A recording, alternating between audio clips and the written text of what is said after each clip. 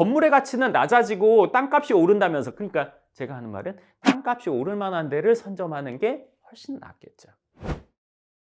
반갑습니다. 영일병 부동산 연구소 황 소장입니다. 오늘은 지난번에 얘기했었던 의사의 메디컬 빌딩 로드맵 두 번째인데요. 이 두 번째 얘기를 하게 된 이유는 뭐냐면, 사람이 무언가를 결정하는 데 있어서는 확신이 필요하단 말이에요. 그러면 확신이라는 거는 확실한 믿음이라고 생각하거든요. 그러니까 예를 들면 우리가 오늘 일하다가 집에 가는 거에 대해서는 확신이고 뭐고가 없잖아요. 그러니까 당연하다고 생각하는 거잖아요. 왜? 어제도 갔고 그저께도 갔었고 벌써 예를 들어서 6개월, 1년 동안 다녔던 길을 내가 못 갈 일은 없으니까 뭐 당연한 거잖아요. 확실히 알고 있기 때문에 그거에 대해서는 뭐 이견이 없는 거예요. 근데 내가 오늘 끝나고 전혀 모르는 곳을 뭐 약속 장소로 찾아가야 돼요. 그러면 가는 길을 찾아볼 거잖아요. 그러면 가는 길을 찾아보면서 대중교통을 이용할 수도 있고, 아니면 내가 뭐 걸어갈 수도 있고, 아니면 운전하고 갈 수도 있고, 그리고 내비게이션 보고 아니면 주소 보고 이런 것들을 할 거 아니에요. 근데 그게 확실히 있다고 하더라도 우리는 처음 가는 길을 가면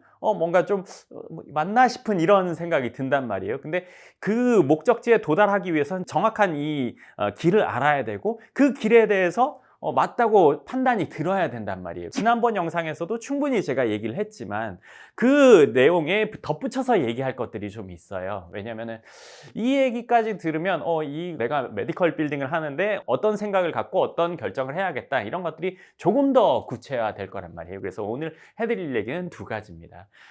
첫 번째는 메디컬 빌딩뿐만 아니라 건물을 산다는 거는 건축물과 땅을 산다는 거잖아요. 근데 본질적으로 생각해 보면 이게 땅을 사는 거예요. 그게 무슨 말이야 생각할 수 있는데, 건물을 지어서 30년, 50년이 지나면 건물의 가치는 0에 수렴한단 말이에요.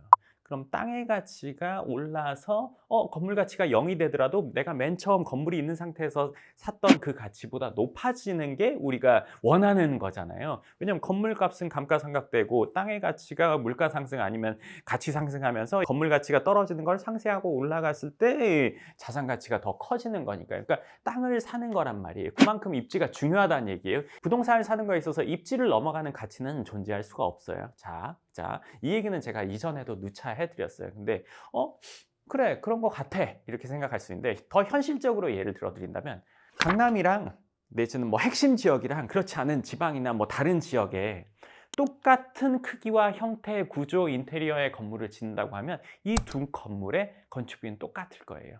들어가는 비용은 같죠. 그렇죠? 그러면 들어간 비용이 똑같은 건물의 임대료는 어떨까요? 핵심 지역에 예를 들어서 건평이 500평짜리 건물이랑 지방의 건평이 500평짜리 건물이랑 임대료 차이가 있을까요, 없을까요? 당연히 있죠. 어디가 높은지는 말을 안 해도 알 거예요. 여기가 훨씬 더 높을 거예요. 그렇죠? 근데 그건 당연하지라고 생각할 수 있어요? 당연하지 않습니다. 이거의 본질을 깊게 한번 생각해 보면 우리는 모든 똑같은 물건에 같은 값을 지불합니다. 자동차도 같은 차를 다른 값을 주고 사는 일은 없어요. 근데 왜 똑같은 건물에 사용료가 다르죠? 수요 때문 아닐까요? 수요 때문도 있는데, 그러면 왜 여기는 수요가 더 있고 왜 여기는 수요가 덜 있을까? 수요는 두 가지로 또 나눌 수 있습니다. 뭐냐면 첫 번째는 숫자로 나눌 수 있고, 두 번째는 수요의 수준이라고 표현할 수밖에 없는데, 수요의 수준이 다릅니다. 예를 들면 월 소득이 10만 원인 사람이 100명 원하는 어떤 물건의 가격과 월 소득이 100만 원인 사람의 100명이 원하는 물건의 가격, 똑같이 100명이 원하지만 이 물건의 가격이 오르기가 더 쉽겠죠? 그러면 소득이 1000만 원인 사람 100명이 원하는 물건의 가격, 소득이 1억인 사람이 100명이 원하는 물건의 가격, 똑같이 명수는 100명이지만 소득 수준이 다르면 해당 물건의 가격은 달라지죠. 그러니까 이거에서 조금 설명을 해드린다면, 어떤 물건의 가격이 오른다는 거는 그 물건을 정말 쓸 사람, 실수요자 숫자 플러스 투자자의 수요까지 있어야 해당 물건의 가격이 오릅니다. 투자자가 없고 실수요자만 있다, 이거는 물건 가격이 오르기가 어렵습니다. 그러면 투자자의 자산이나 이 사람이 해당 물건에 투자할 수 있는 금액이 높을수록 그 금액이 올라갈 거예요. 그걸 어떻게 할 수 있냐면, 예를 들어서 A라는 지역과 B라는 지역을 놓고 봤을 때, 이게 뭐 예를 들어서 서울이고 수도권이고 아니면 뭐 지방이고 했을 때 똑같이 지어놓은 아파트 값이 올라가는 속도가 다르잖아요. 그렇죠? 이 소득과 자산 수준이 다르기 때문에 뭐 지방에 어디도 부자들 많다는데 평균적으로 높냐 낮냐를 따져야 되는 거예요. 그랬을 때 여기가 더 올라가는 거잖아요. 그러면 아까 얘기로 돌아가서 똑같이 지어놓은 건물의 임대료는 왜 다른가? 임대 수요보다 더 중요한 건 소득 수준 내지는 그 해당 물건을 사용하면서 쓸 수 있는 자금의 규모나 여력이 어느 정도가 있느냐가 기본이에요. 또 하나 뭐냐? 여기서 이 일을 해가지고 해당 건물을 사용해서 벌어들일 수 있는 예상 매출이나 소득이 어느 정도인지에 따라 또 다르단 말이에요. 그러면 이 건물을 임대를 할 수 있는 사람의 자산 규모나 소득 수준 중요한 거 첫 번째. 아까 숫자는 기본으로 깔고 갔어요. 그거 첫 번째. 두 번째는 뭐냐? 이 건물에서 사업을 영위할 때 이 사업의 대상인 사람들의 숫자와 소득 수준, 이 두 가지가 이 건물의 임대료를 정하는 겁니다.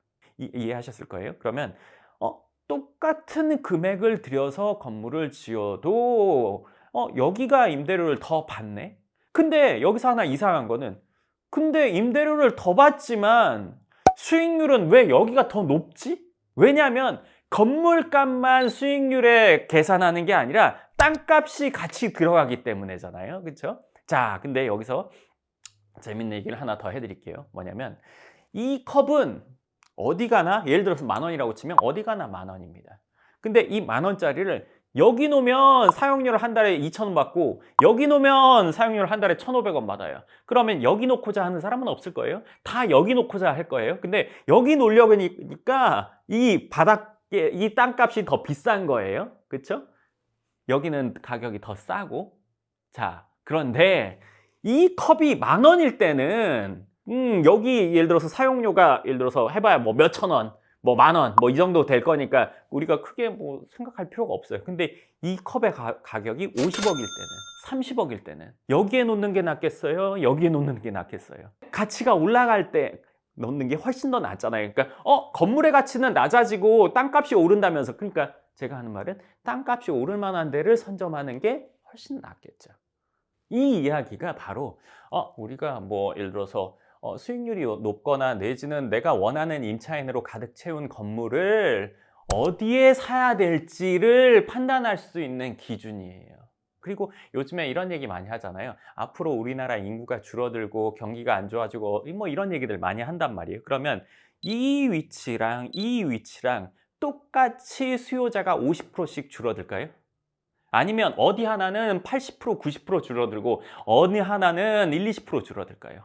이게 모든 곳이 동일하게 줄어드는 것은 불가능하죠. 왜? 모든 것이 동일한 비율로 올라가지 않듯이 모든 것이 만약에 준다고 하더라도 동일하게 내려가지 않습니다. 이걸 바로 안정성이라고 하잖아요. 안정성을 추구한 다음에 성장성이지, 안정성은 난 필요 없어, 그럼 난 성장성만 있으면 돼, 이거는 도박이잖아요. 그리고 나는 성장성 필요 없어, 안정성만 필요해, 그러면 은행에 예금하는 거잖아요. 은행에 예금을 해놓고 장기간 두면은 물가 상승이 되는데 내 자금은 그대로 숫자를 지키고 있으니까 줄어드는 상황과 똑같아지기 때문에, 그렇기 때문에 뭔가를 투자를 하려는 거잖아요. 가치를 지키려고. 그렇죠? 그렇다면 가치를 지키는 위치, 적어도 물가 상승이나 아니면 그 이상의 상승이 될 수 있는 곳, 그리고 기본적으로 안정성이 있는 곳에서 그게 이루어지는 곳을 선택하는 게 첫 번째죠. 이거는 메디컬 빌딩을 선택함에 있어서만 적용되는 게 아니라 모든 부동산 투자를 하는데 당연히 기본이 돼야 되는 거란 말이에요. 그러니까 내 건물을 어디에 놓을지를 생각하는 거예요. 물론 실제로 투자하려는 분들은 이런 딜레마에 빠질 수 있습니다. 나는 건축비는 50억 쓸 건데 여기는 땅값이 예를 들면 30억이면 되는데 여기는 뭐 100억이야, 150억이야. 그러니까 나는 이거 예산이 안 맞잖아. 이렇게 생각할 수 있습니다. 근데 이것도 한번 깊게 생각해 보세요. 제가 오늘 두 가지를 얘기해 준다고 했는데 지금이 두 번째 얘기입니다. 뭐냐면 처음에 얘기했던 건물의 가치는 0으로 수렴하고 땅의 가치가 올라간다고 했어요. 그렇죠? 그래야 이제 전체의 가치가 높아지는 거예요. 그런데 나는 건축비 50억 들이려고 하는데 여기는 땅값이 30억이야. 여기는 뭐 100억이 넘잖아. 그러니까 내가 이걸 하기가 어려워, 이거잖아요. 그러니까 하다 보니까 내가 외곽 지역에 있는 메디컬 빌딩을 살려고 하는 거야. 아니면 외곽 지역에 메디컬 빌딩을 조성하려고 하는 거야 라고 얘기하는 거잖아요. 근데 자, 이거의 구성을 보면 땅값 30억에 건축비 50억. 그렇죠? 여기는 150억의 땅에다가 건축비 50억. 그러면 땅값과 건물값의 비율을 한번 봐야죠. 3대 5. 여기는 15대 5. 그러면 땅의 가치가 건물의 가치보다 훨씬 더 높은 곳이 앞으로 상승할 여력이 있겠어요? 땅의 가치는 낮은데 건물의 가치가 큰 곳이 상승할 여력이 높겠어요? 얘는 실제 현재의 사용 가치는 높겠지만 앞으로 상승할 여력이 적겠죠. 왜? 50억이 0에 수렴하는 것과 30억이 올라가는 것을 비교해 보면 숫자상으로 산술적으로도 이건 얘에 비해서는 불리하죠. 무조건 그렇다고 볼 수만은 없잖아. 저는 보편적인 얘기를 하는 중이에요. 그러면 150억 땅에 50억. 그럼 15대 5 그러니까 15대 5면 5가 낮아지는 속도보다 15가 올라가는 속도가 훨씬 더 클 거잖아요. 얘랑 비교했을 때. 그 말인즉슨 모든 건물은 땅의 가치가 훨씬 더 높은 걸 선택해야 제대로 되는 거예요. 예를 들어서 강남의 웬만한 건물들은 땅값 대비 건축비가 뭐 35%, 40% 되기가 어렵습니다. 100억짜리 땅에다가 아무리 잘 지어놔도 뭐 35억, 40억이면 뭐 충분합니다.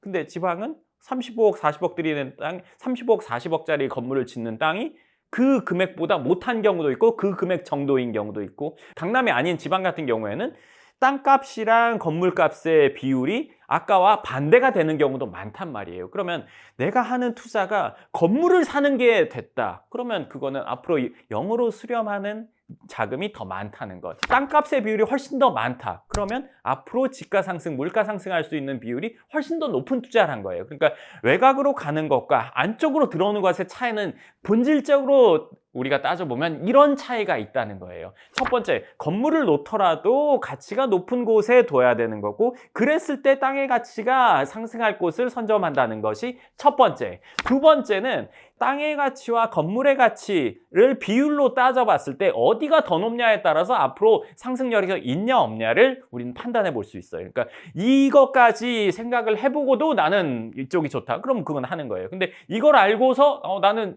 생각을 다시 해봐야겠는데 하면은 그건 정말 다시 해봐야 되는 거예요. 땅의 가치에 대해서 얘기를 해주셨잖아요. 근데 그 땅의 가치를 보는 안목도 필요할 것 같은데 그 안목이 없을 때는 어떻게 해야 되는 거예요? 안목이 없으면 안목을 만들거나 안목이 있는 사람한테 물어보는 게 가장 빠릅니다. 왜냐하면 본인이 안목이 없는 상태에서 결정하려고 하면 아까 말한 것처럼 확신이 없어서 자금이 많아도 뭔가를 할 수가 없겠죠. 예를 들면 우리가 어디가 아파요, 누군가가?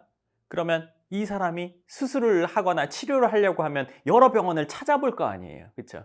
여러 병원을 찾아보면서 이게 정말 맞나 틀리나 본인도 떨린단 말이에요. 왜냐면 처음 해보는 뭔가 치료나 수술이니까. 태어나서 이 사람은 예를 들면 디스크라고 한다면 본인은 디스크 수술 처음 하는 거면 이미 다른 사람이 많이 했더라도 본인은 불어날 거잖아요. 근데 정말 친구가 어디 가서 수술했는데 정말 잘 됐다. 그러면 그 얘기 듣고 할 수 있는 거잖아요. 그렇죠? 그럼 이 사람이 예를 들어서 알아보고 이런 것들을 다 듣고 나서 본인이 판단한다면 훨씬 더 수월할 텐데, 그렇지 않고 그냥 혼자 찾아본다면 힘들겠죠. 그러니까 우리가 어디가 아프면 주위 사람들을 통해서 하는 거겠죠. 그러니까 정말 해본 누군가를 찾거나 아니면 본인이 정말 많은 병원을 다녀보면서 그 병원에 대해서 각 병원마다 정말 계속 상담을 하면서 확신을 찾는 거, 그리고 실제 그 병원에서 수술했던 사람들을 다 만나보면서 찾는 거나 아니면 주위에서 찾아보는 거. 그러니까 해본 사람이거나 아니면 본인이 안목을 갖기 위해서 계속 알아보는 것. 이 둘 중에 하나는 선택을 해야죠.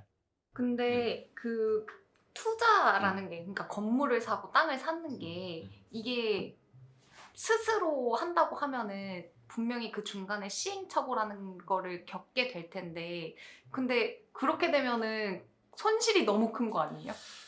본인이 직접 실력을 갖고자 한다면 그 시행착오를 빨리 시작해서 빨리 그런 것들을 실력으로 전환을 해가지고 나가야 되는 게 가장 빠르고, 그렇지 않다면 저처럼 확실히 아는 사람한테 물어보는 게 가장 전 좋다고 생각합니다. 네, 좋습니다. 그래서 오늘은 의사의 메디컬 빌딩 로드맵 두 번째 이야기를 해드렸는데요. 오늘 정도 얘기를 듣고 나서 본인이 갖고 있던 그 생각과 한번 비교해 보시면 어떤 기준이, 적어도 우리가 발품을 팔고 알아보려고 하더라도 기준이 있어야 할 수가 있거든요. 그러니까 그 기준을 세우는데 훨씬 더 도움이 되실 거라고 생각합니다. 네, 그럼 오늘 영상 여기까지 하고 또 다음 영상에서 뵙겠습니다. 감사합니다.